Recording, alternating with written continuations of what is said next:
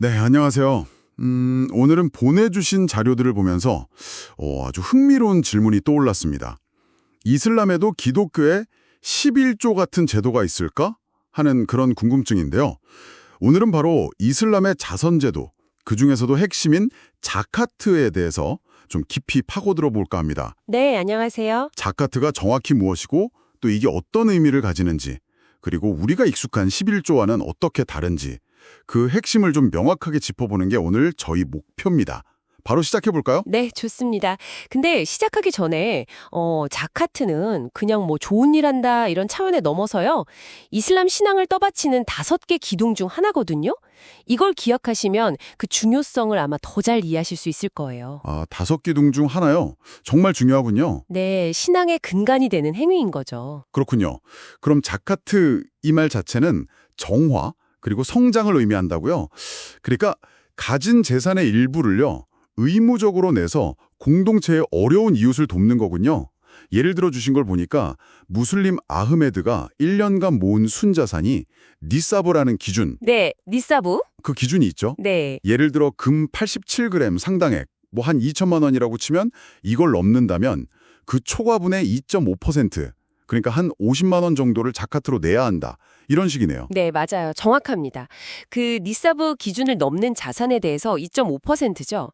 근데 여기서 정말 흥미로운 지점은 자카트의 목적이에요. 이게 단순히 가난한 사람 돕는다 이걸 넘어서요. 개인의 부를 정화한다. 이런 의미가 있고요. 더 나아가서는 이슬람 공동체, 그 움마라고 하죠. 그 공동체의 연대 그리고 평등을 실현하려는 그런 사회경제적이면서도 또 영적인 목표를 동시에 추구하는 겁니다. 아, 정화와 공동체 연대.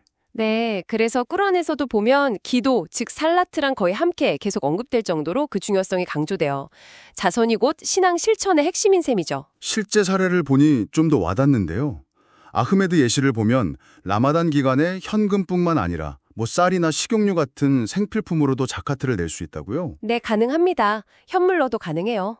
근데 이게 또 그냥 아무한테나 기부하는 게 아니라 동네의 가난한 가족이라든지 빚진 이웃, 아니면 심지어 난민처럼 꾸란에서 딱 명시한 특정 대상에게 직접 전달된다는 점이 인상 깊네요. 맞습니다. 수혜자가 정해져 있죠. 그리고 그 니사부 기준 자산을 꼬박 1년 이상 보유해야 의무가 생긴다는 점도 흥미롭고요. 그렇죠. 그게 또 11조랑 다른 점인데요. 기독교의 11조와 비교하면 그 특징이 더 확 드러나요. 몇 가지 핵심 차이점을 좀 짚어볼까요? 우선 비율입니다. 네, 비율이요. 11조는 보통 소득의 10% 이렇게 이야기되잖아요. 네, 그렇죠. 근데 자카트는 니사부를 초과하는 보유 자산의 2.5%가 기본이에요. 아, 소득이 아니라 자산 기준이군요. 그해 번 돈이 아니라 쌓여있는 부에 대한 거네요. 네, 맞아요. 그게 큰 차이죠. 소득, 플로우가 아니라 자산, 스톡 기준이라는 점. 그럼 의무성에서는 어떤 차이가 있나요? 자카트는요, 그 기준을 넘는 모든 무슬림에게 부과되는 종교석이면서도 법적인 의무예요. 반드시 해야 하는 거죠. 반면에 11조는 많은 교단에서 강조하지만 그 해석이나 의무의 강도는 조금씩 다를 수 있잖아요. 그렇긴 하죠. 그리고 결정적으로 다른 게 사용처입니다. 어디에 쓰이느냐. 사용처요. 네. 11조는 주로 교회 운영이나 뭐 선교 활동 같이 그 종교기관 자체를 위해 쓰이는 경우가 많은데요. 자카트는 꾸란이 명시한 8가지 특정 수혜자 그룹에 반드시 그들에게 분배되어야 합니다. 아, 8가지 수혜자 그룹이요? 그게 구체적으로 어떤 사람들인가요? 좀 궁금한데요. 대표적으로는 정말 아무것도 없는 절대 빈곤층, 푸카라, 그리고 뭐라도 있지만 생계가 어려운 궁핍한 이들, 마사킨, 있고요. 그 외에도 빚 때문에 힘든 사람들, 또 예전에는 노예 해방을 위해서도 쓰였고요. 여행 중에 공경에 처한 나그네, 그리고 이 자카트를 모으고 분배하는 사람들의 운영비 목 같은 것도 포함됩니다. 와, 굉장히 구체적이네요. 네, 이 지점에서 자카트의 아주 강력한 사회복지적인 성격이 드러나는 거죠. 어떻게 보면 부의 재분배 시스템에 더 가까워요. 그렇군요.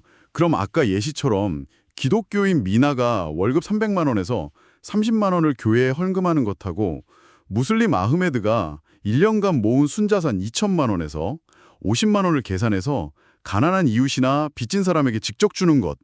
이게 단순히 비율 차이만 있는 게 아니라 그 목적이나 돌아가는 시스템 자체가 상당히 다르다는 말씀이시군요. 정확합니다. 목적과 시스템의 차이가 핵심이죠. 그리고 이슬람에는 자카트 말고 사다카라는 또 다른 자선 개념도 있어요. 이것도 중요한데요. 사다카요? 그건 뭔가요? 자카트가 의무적인, 정기 자선 세금 같은 느낌이라면 사다카는 좀 더 자발적이고 수시로 하는 선행이에요. 예를 들면 길 가다가 어려운 사람 보면 그냥 작은 돈이라도 주거나 이웃에게 음식을 좀 나눠주거나 심지어 돈이 아니더라도요. 돈이 아니어도요? 네, 미소를 짓거나 좋은 말을 해주는 것까지도 넓게 보면 사다카에 포함될 수 있어요. 아, 그렇군요. 정말 폭넓네요. 네, 그래서 이 두 가지 의무적인 자카트와 자발적인 사다카가 함께 이슬람의 자선 문화를 아주 풍성하게 만드는 거죠. 네. 정리를 좀 해보면 이슬람에는 자카트라는 매우 중요하고 또 체계적인 의무적 자선 제도가 있다는 거네요. 11조와 비교했을 때 기준, 그러니까 자산의 2.5%라는 점이나 의무성 면에서도 차이가 있지만 무엇보다 중요한 건 그 사용처. 꾸란이 정한 8가지 특정 그룹, 특히 사회적 약자들에게 직접 부를 이전시킨다는 점에서 그 성격이 뚜렷하게 구분되는군요. 맞습니다. 개인의 부를 정화하고 공동체 연대를 강화하는 핵심적인 신앙 실천이면서 동시에 하나의 사회 시스템으로 작동하는 셈이네요. 오늘 이 내용을 통해서 아마 여러분도 종교적인 가르침이 구체적인 사회 제도로 어떻게 작동할 수 있는지 좀 새로운 시각을 얻으셨으리라 생각합니다. 네. 마지막으로 한 가지 좀 생각해 볼 점을 던져드리고 싶은데요. 자카트처럼 공동체 구성원에게 의무적으로 부의 일부를 정해진 기준에 따라서 어려운 이웃에게 직접 나누도록 하는 시스템. 이런 시스템이 사회 전체의 어떤 상호 책임감이나 유대감을 형성하는데 과연 어떤 영향을 미칠까요?